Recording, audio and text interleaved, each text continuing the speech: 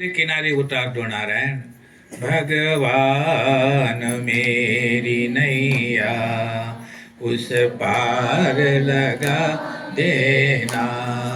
भगवान मेरी नैया उस पार लगा देना। अब तक तो निभाया है, आगे भी निभा देना। अब तक तो निभाया है, आगे भी निभा देना।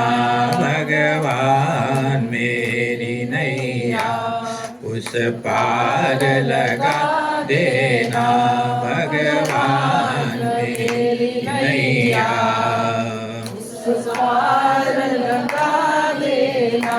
दल बल के साथ माया आकर जो मुझे घेरे। दल बल साथ माया आकर जो मुझे घेरे। तुम देखते ना रहना, तुम देखते ना रहना, झट आके बचा लेना। तुम देखते ना रहना, झट आके बचा लेना। भगवान मेरी नैया उस पार लगा देना। अब तक तो निभाया है, आगे भी निभा देना। अब तक तो आया है, आगे संभव है झंझटों में मैं तुमको भूल जाऊं। संभव है झंझटों में मैं तुमको भूल जाऊं। पर नाथ कही तुम भी, पर नाथ कही तुम भी मुझको न भुला देना। पर नाथ कही तुम भी मुझको न भुला जाना। भगवान मेरी नैया उस पार लगा देना। भगवान मेरी नैया उस पार लगा देना।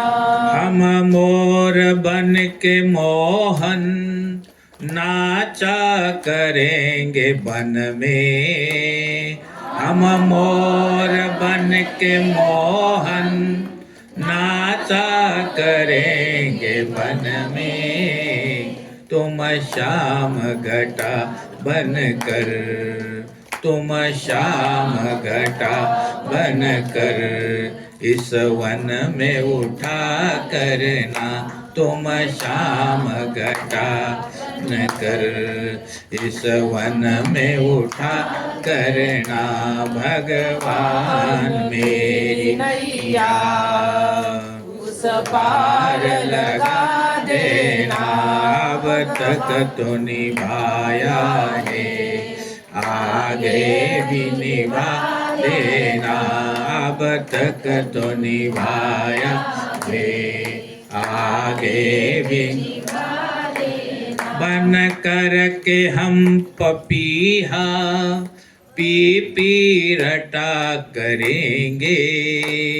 बन कर के हम पपीहा पी पी रटा करेंगे। तुम स्वाति बूंद बन कर, तुम स्वाति बूंद बन कर प्यासे पे दया करना। तुम स्वाति बूंद बन कर प्यासे पे दया करना। भगवान मेरी उस पार लगा देना। भगवान मेरी नैया उस पार लगा देना। अब तक तो निभाया है, आगे भी निभा देना, अब तक तो निभाया है, आगे भी निभा देना भगवान मेरी नैया, उस पार लगा देना भगवान मेरी नैया, उस पार लगा देना। अब तक तो निभाया है, आगे भी निभा देना, अब तक तो निभाया है, आगे भी निभा देना, आगे भी। बोली कृष्ण भगवान की, कृष्णाय वासुदेवाय हरे परमात्मने प्रणतक्लेशनाशाय गोविन्दाय नमो नमः, सच्चिदानन्दरूपाय विश्वोत्पत्तिहेतवे तापत्रय विनाशाय श्रीकृष्णाय वयं नमः। बोलो कृष्ण भगवान।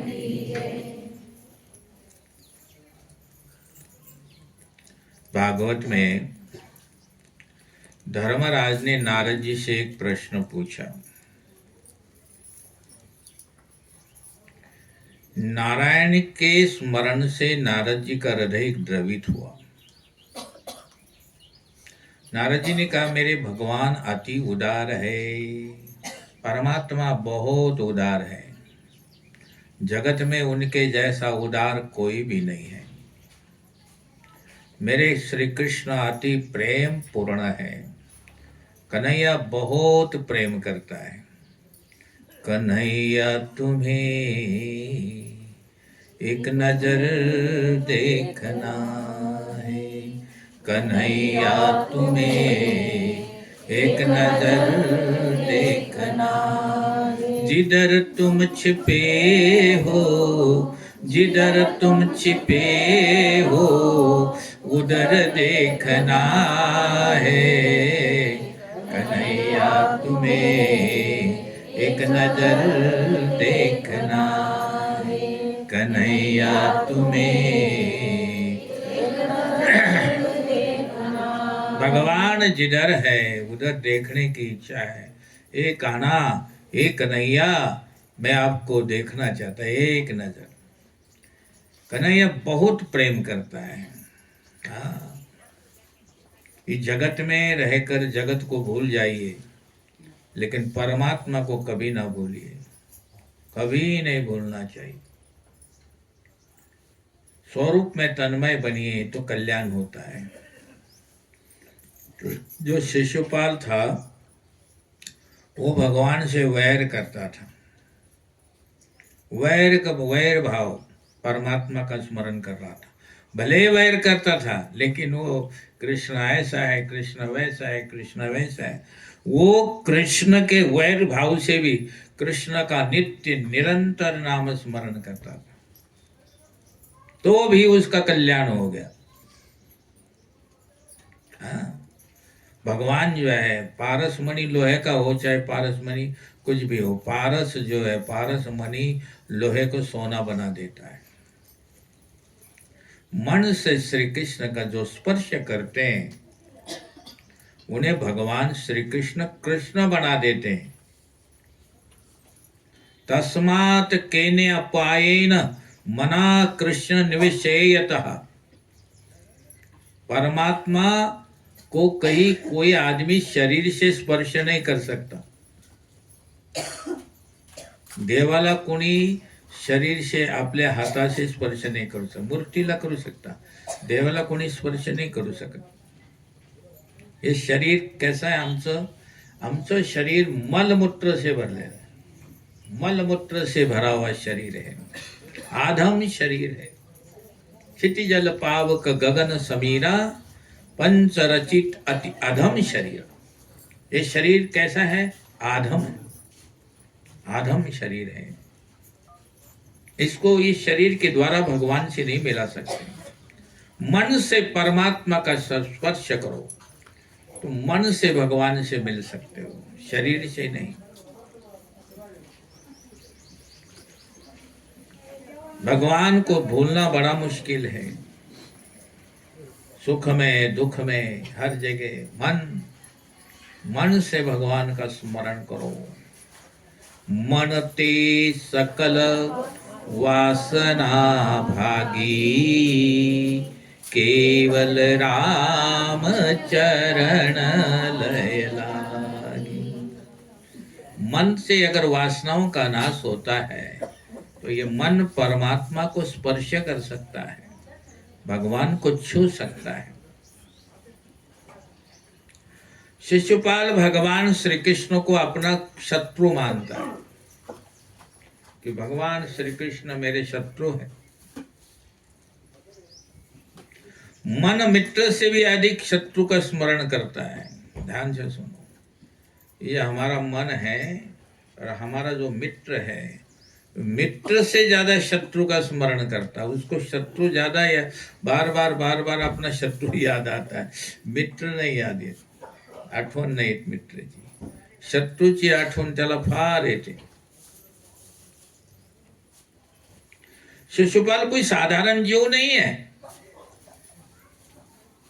वैकुंठ धाम का एक पार्षद है।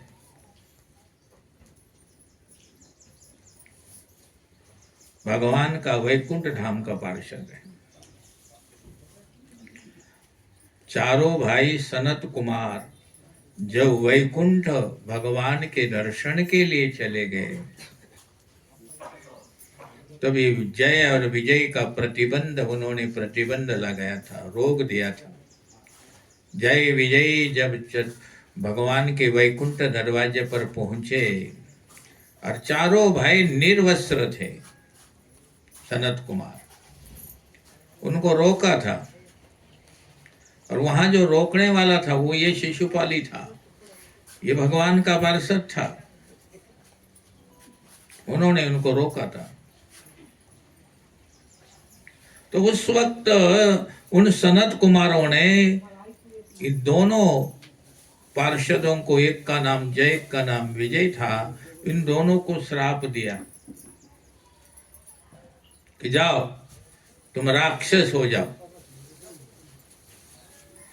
ते जय विजय जो है दो राक्षस हो गए, एक बन गया हिरण्यक्ष और दूसरा बन गया हिरण्यकशिपु।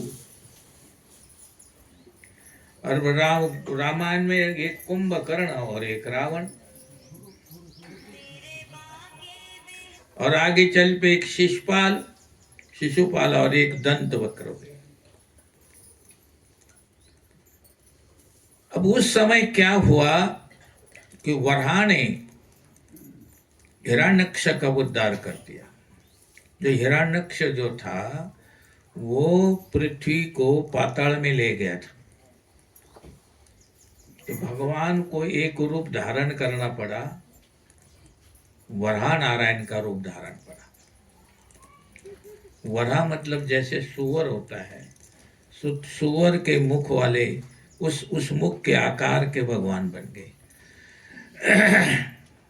सुअर को आगे दो दांत होते हैं, ऐसे दांत वाले भगवान बन गए। और जो हिरण्यक्ष पाताल में पृथ्वी को ले गया था, तो भगवान वो पृथ्वी को लेने के लिए गए। हिरण्यक्ष के साथ भगवान का युद्ध हुआ, बड़ा युद्ध हुआ, और भगवान ने हिरण्यक्ष को मार डाला और पृथ्वी को लाकर फिर स्थापना कर दी पृथ्वी की। नहीं तो ये पृथ्वी पाताल में गेली होती, देवाने वर आणली। हिरण्यकशिप जो था, उसका हिरण्यक्ष का भाई था, उसने बदला लेने की भावना सोची कि विष्णु ने मेरे भाई को मारा है, मैं बदला लूंगा इसका। और आपने देखा कि हिरण्यक्ष का पुत्र था प्रहलाद, उनका पुत्र जो था हिरण्यक्ष का, वो भगवान का भक्त बन गया, और उसके लिए भगवान खंबे में से प्रकट हो गए थे। प्रहलाद जी का उन्होंने रक्षण किया और बाद में हिरण्यकश्यप का भी उद्धार कर दिया था। सभा में धर्मराज ने एक प्रश्न पूछा नारद जी को, नारद जी मेरे प्रश्न का उत्तर दो। बोले सांगा काय प्रश्न है तुमचा? मेरी को प्रहलाद की कथा विस्तार से सुनने की इच्छा है। हिरण्यकश्यप अपने बच्चों को मारने के लिए तो क्यों दौड़ा? कौन बाप है जो अपने बच्चों को मारने के लिए दौड़ता है, खत्म करने के लिए दौड़ता है? और प्रहलाद तो भगवान का महान भक्त था। सुखदेव जी महाराज परीक्षित को एक कथा सुनाते हैं और नारद जी धर्मराज को एक कथा सुनाते हैं। कहने लगे वराह नारायण ने हिरण्यकश्यप का जब उद्धार किया तब दीति को बहुत दुख हुआ। उसका दूसरा पुत्र हिरण्यकश्यप उसे शांत रहने के लिए कहता है। ये दीति के पुत्र थे ये दोनों। कौन? हिरण्यक्ष और हिरण्यकश्यप। और आदिति के पुत्र थे देवता और दिति के पुत्र थे ये राक्षस। तो दिति माता को बड़ा दुख हुआ, मेरे पुत्र को विष्णु ने मारा। लेकिन छोटा बेटा हिरण्यकश्यप कहता है माँ चिंता ना कर, मैं विष्णु को मारूंगा। बोले विष्णु ऐसा मरने वाला नहीं है। कैसा मरेगा? बोले उसके लिए तप करना पड़ता। बोले तप करूंगा, मैं ब्रह्मा जी का तप करूंगा, मुझे अजर अमर होने का वरदान जो मांगूंगा मुझे देंगे वो, तब हिरण्यकश्यप को मारने वाले विष्णु की खबर लूंगा। विष्णु के साथ अब मैंने वैर कर लिया है, पर अभी कुछ नहीं कहना है मुझे। माता को समझाकर हिरण्यकश्यप मंदराचल पर्वत पर चला गया तपस्या करने के लिए। वहां ब्रह्मा जी के मंत्र का जाप करने लगा। अन्न जल उसने त्याग कर दिया, ना पानी पीऊंगा ना अन्न खाऊंगा, तप करने लगा और ब्रह्मा जी के मंत्र का जाप करने लगा। इधर उधर हिलना डुलना भी उसने छोड़ दिया। बड़ा उग्र तप किया उसने, कठोर तप। एवढं कठोर तप मनुष्य भी नहीं करू शकत और देवता भी नहीं करू शकत, लेकिन वो राक्षस कर सकते हैं।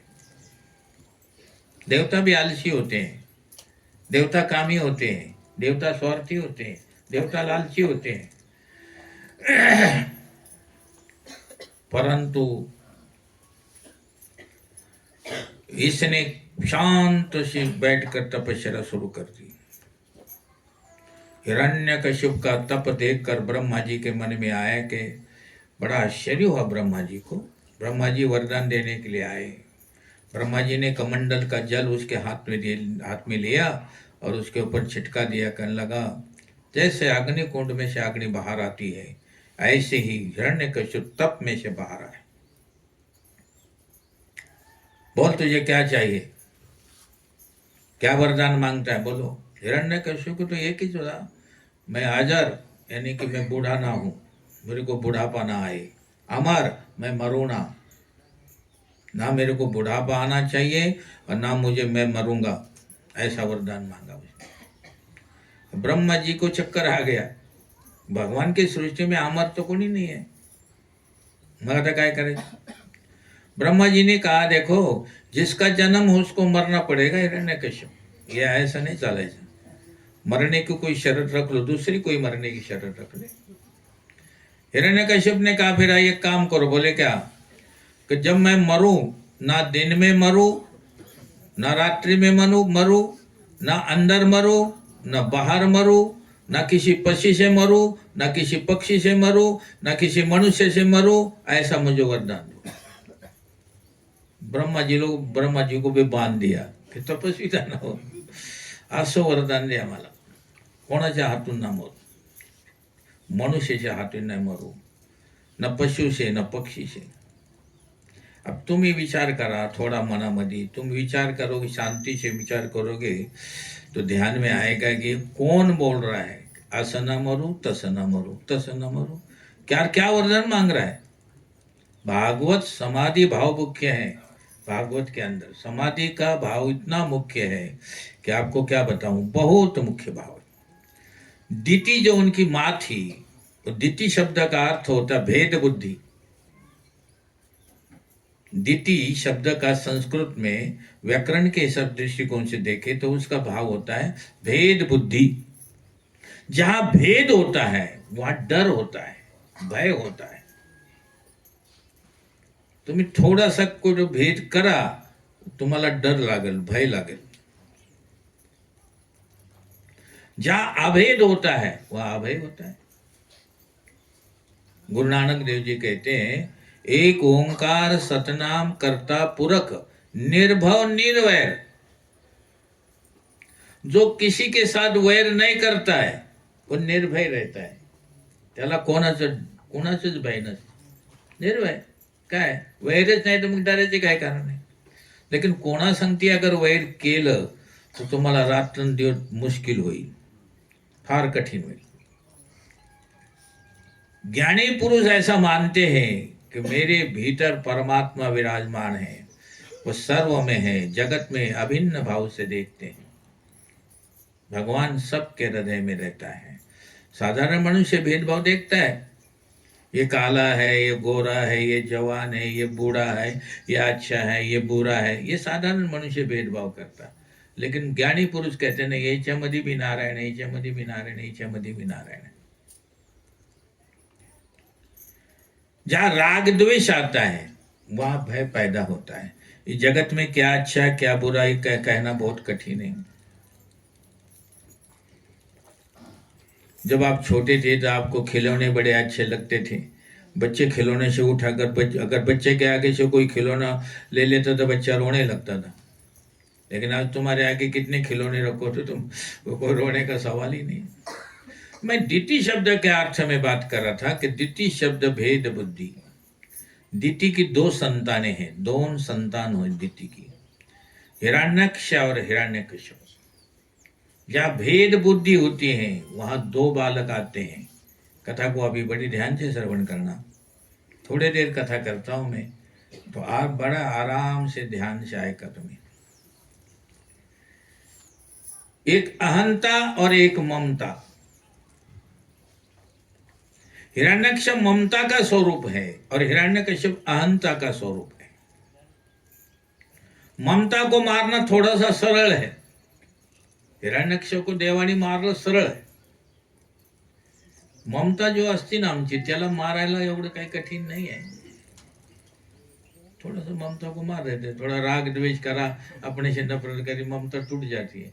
लेकिन अहंता, अहंता का मतलब अहंकार, अहंकार को मारना बहुत कठिन है, बहुत कठिन। देह अभिमान दिन को नहीं मारता, रात को नहीं मारता मनुष्य को।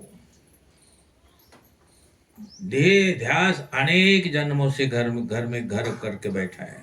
मैं ऐसा करूंगा, मैं ऐसा करूंगा, मैं वैसा करूंगा। वो अंदर से मरता नहीं, बाहर मरता नहीं। दूसरा संकल्प क्या है? और दूसरा संकल्प एक ही है कि उसको भगवान के हवाले कर दो, नहीं तो आपको जीने नहीं देगा। मेरा आपको कहने का मतलब है कि हिरण्यक्ष देह ध्यास सभी को रुलाता है। जो हिरण्यक्ष जैसा स्वभाव होता है, हिरण्यकश्यप जैसा, सब को रुलाता है। मनुष्य को स्वभाव अगर सुधारना है तो पहले मनुष्य को भजन करना चाहिए। भजन के बिना स्वभाव नहीं सुधरता। भजन तुम्हें म्हणाल कि ताल मृदंग ये है भजन, ये तो भजन है, लेकिन भजन का संक्षेप में अर्थ होता है तुम्हें एक अकेले बैठकर ईश्वर का चिंतन करो, अकेले बैठ। हिरण्यकश्यप के पास शक्ति बहुत थी लेकिन उसका दुरुपयोग किया उसने। हिरण्यकश्यप के राज्य में देव ऋषि बहुत दुखी हुए। देवता लोग, ऋषि लोग, महात्मा लोग बहुत दुखी हुए। उन्होंने परमात्मा की स्तुति करी, देवताओं ने, ऋषियों ने। भगवान ने कहा मेरे भक्त प्रहलाद को जो दुख देगा मैं उसकी खबर लूंगा, तुम लोग धैर्य रखो अभी तक। तो ऋषियों ने कहा प्रल्हाद से क्या आम्ही कम आहे क्या? आम्ही भी तो रात दिन तुमची तपश्चर्या करतो, आमच्यासाठी अवतार घ्या. देवाने सांगितलं असं नसतं. प्रहलाद का अवतार होगा तब, प्रहलाद का जन्म होगा तब. ऐसे प्रहलाद में क्या है? प्रहलाद में बहुत कुछ है. असं कोणाची बराबरी नाही करायची एकदम तुरंत. त्याच्यामध्ये काय आहे ना आमच्यामध्ये काय नाही असं नाही. प्रहलाद को भगवान ने, आपको आगे कथा आएगी, भगवान ने प्रहलाद को 6 महीने में दर्शन दिया. दे दिया 6 महीने ना. ध्रुव को 6 महीने में दर्शन दिए. ध्रुव को तो ध्रुव को जो 6 महीने में दर्शन दिए तो वहाँ महात्मा लोग उसी जंगल में तपश्चर्या करते थे. त्यांना फार अचंबावा लागला, हे काय झालं आमच्या साथ? आम्ही तो किती किती वर्षापासून तपश्चर्या करून राहिलो, देव कधी आला नाही. आणि हा मुलगा आला, 6 महिने इथे येऊन बसला और देवाने त्याला दर्शन दिलं. सगळ्या संतांनी संप केला. सगळे संप, देवासंग भांडायला सगळ्या संतांनी संप, सब ऋषी मुनीने सगळ्यांनी संप केला. देवाला प्रश्न विचारू, देवाला प्रश्न. आकाशवाणी झाली, अरे ऋषियों तुमने तपस्या करनी क्यों छोड़ दी? आकाशवाणी ने कहा ऊपर से, भले भगवान एक मुलगा 6 महिने झाले आला, त्याला तुम्ही दर्शन दिले. और आम्ही 200-400 वर्षापासून येतो तपस्या करते, आम्हाला तुमची झलक बी नाही दिसली. मराठीमध्ये बोलले असतील, मराठीमध्ये जसे. आकाशवाणी शांत झाली और सगळे झोपले ऋषी रात्र को. जब सवेरा हुआ तो सगळीकडे पाणीच पाणी. तो ऋषियों ने कहा ये काही चमत्कार झाला? पाणी चारों तरफ, इकडं पाणी. सगळे महात्मा लोग देवाला हात जोडायला, ये काय झालं? एक नाव लेके एक आदमी आहे, नाव लेके आया. बड़ी नाव होती, नाव घेऊन आला तिकडून. ते आले त्याला लगे या बसा महाराज या. सगळे महात्मा त्या पाण्याला घाबरले, ते सगळे बसले त्यांच्यामध्ये नावामध्ये. ते नाव पुढे चालू लागली, नावाड्या चालू लागला. तर ते पुढे पाहिले तर ते पर्वतामध्ये, त्या समुद्रामध्ये डोंगर होते, पर्वत होते. ते पर्वत कसे थे? सगळे सफेद रंग के, एंड सफेद. उन ऋषियों ने उसको पूछा, नावाडे को, अरे ये पर्वत कुठले आहेत? कशाचे पर्वत है ये? अरे बोले तुमको मालूम नहीं? बोले नहीं हमको नहीं मालूम. बोले ये पर्वत है हड्डियों के. हड्डी समझ ना, हाडकाचे पर्वत आहे. ते कसे, कोणाचे हाडके ती? अरे बोले ज्या 6 महिन्यामध्ये ध्रुवाला देवाने दर्शन दिले ना, ते 6 महिन्यामध्ये त्या ध्रुवाने एवढ्या वर्ष तपश्चर्या केली. त्याने जन्म कितले अनेक घेतले, अनेक वर्ष तपश्चर्या करते. त्याचे जन्मला मेला त्याच्या हड्डियोंची हे पर्वत आहे सगळं. तब कहीं जाके अभी 6 महीने भगवान ने दर्शन दिया. तुम्ही अभी 100-150 साल तपश्चर्या करते का, आम्हाला दर्शन नाही दिलं. कैसा है? बहुत मुश्किल है.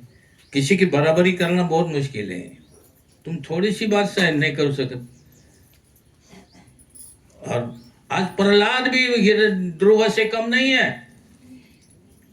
प्रहलाद के लिए भगवान ने कहा मैं अवतार लूंगा, और हिरण्यकश्यप के घर में प्रहलाद का जन्म हुआ. प्रहलाद जी के जन्म से महान भगवान के भक्त थे प्रहलाद. पूर्व जन्म के महायोगी थे भक्त. प्रहलाद कोई साधारण नव्हते. ज्या भक्ती आहे वहाँ धीरे धीरे सद्गुण आतात. तुमच्या घरामध्ये, तुमच्या मनामध्ये अगर भक्ती नसेल तर सद्गुण तुम्हाला सोडून जातील, दुर्गुण येतील.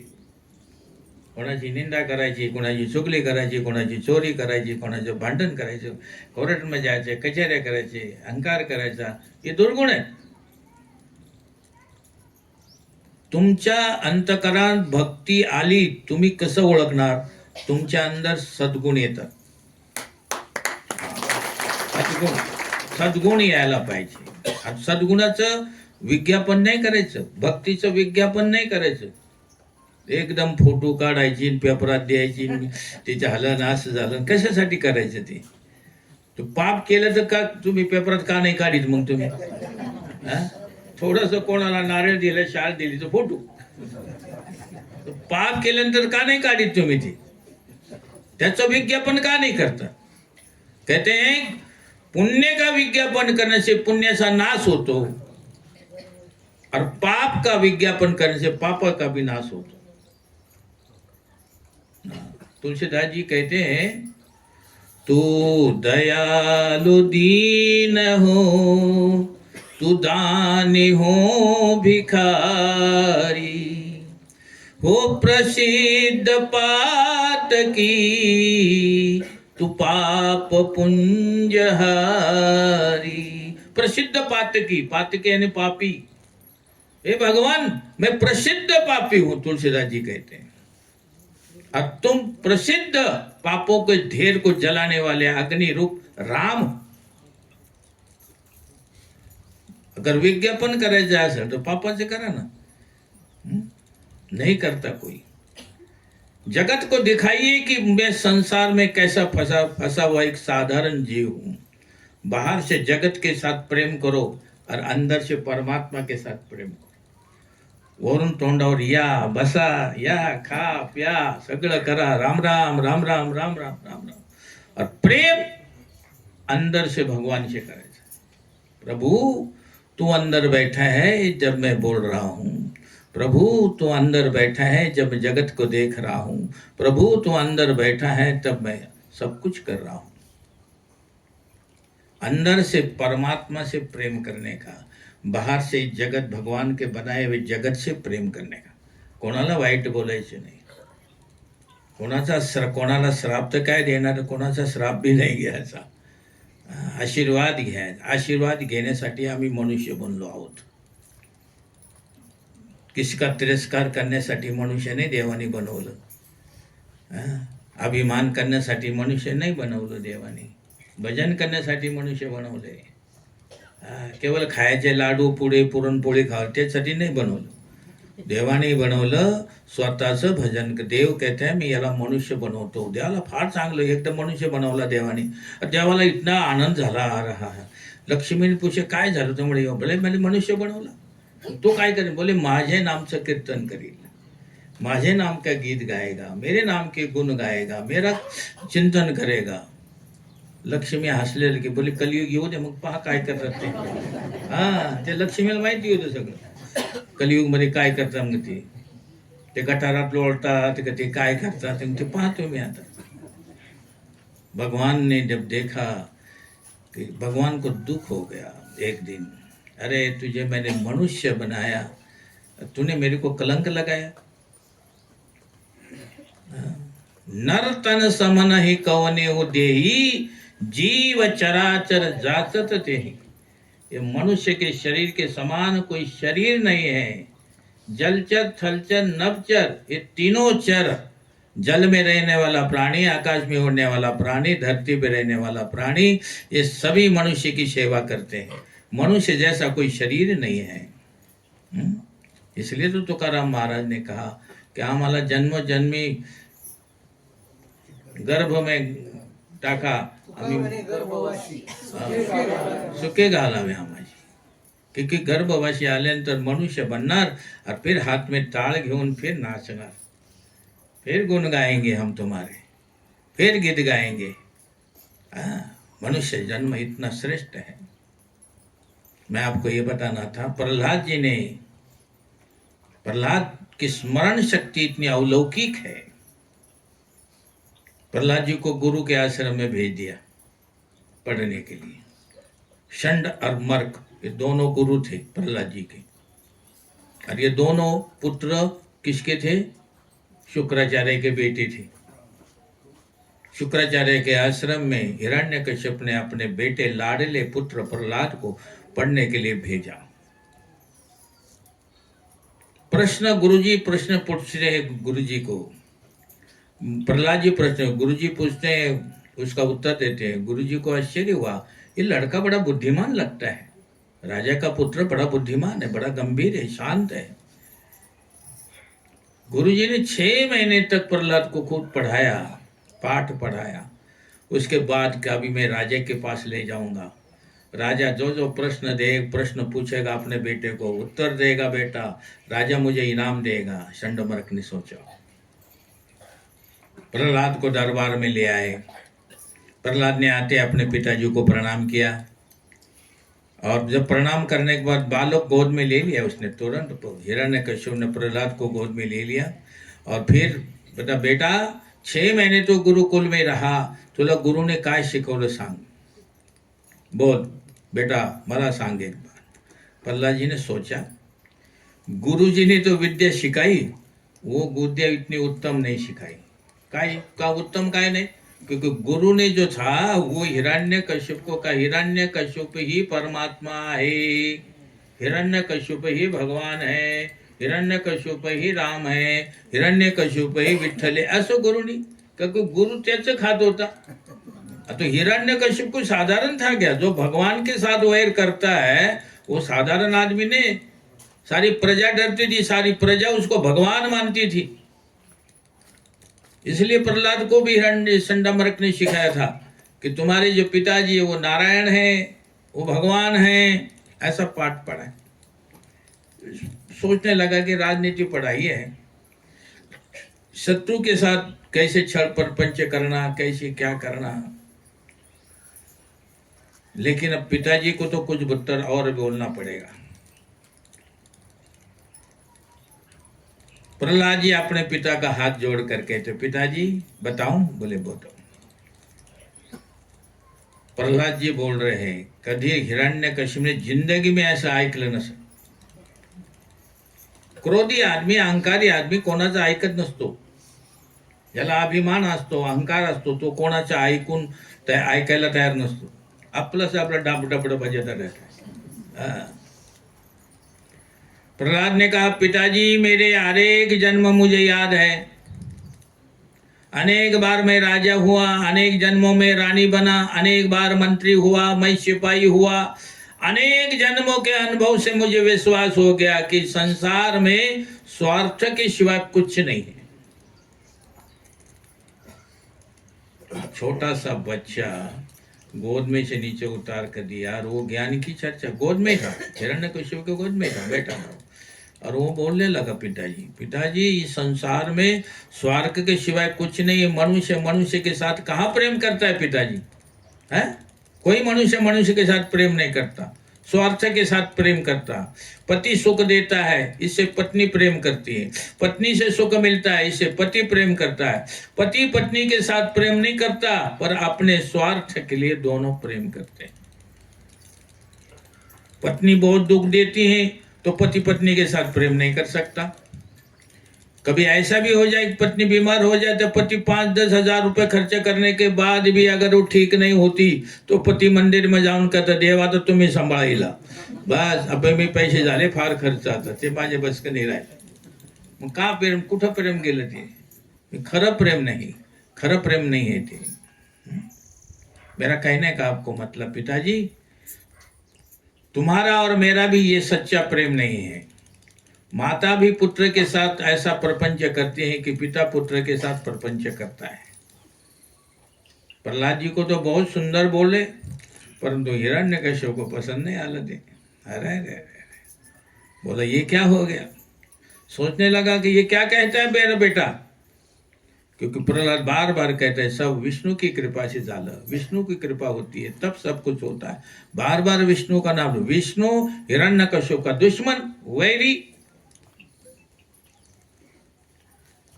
मेरे शत्रु की भक्ति करता है। गुस्सा आ गया और गोद में बैठे हुए प्रहलाद को उठा के नीचे फेंक दिया, जा, एकदम धड़ाम से धरती पर गया। लेकिन धरती माता ने प्रहलाद को बचा लिया। राक्षस सारे मारने के दौड़ने, राक्षसों को मारो इसको, 5 वर्ष का बालक है। राक्षस तलवार लेके दौड़कर प्रहलाद के पास आए, लेकिन निर्भय है, डर नहीं है प्रहलाद को, बिल्कुल निर्भय। क्यों? नित्य कहतात कृष्णाय वासुदेवाय हरे परमात्मने प्रणत क्लेशनाशाय गोविंदाय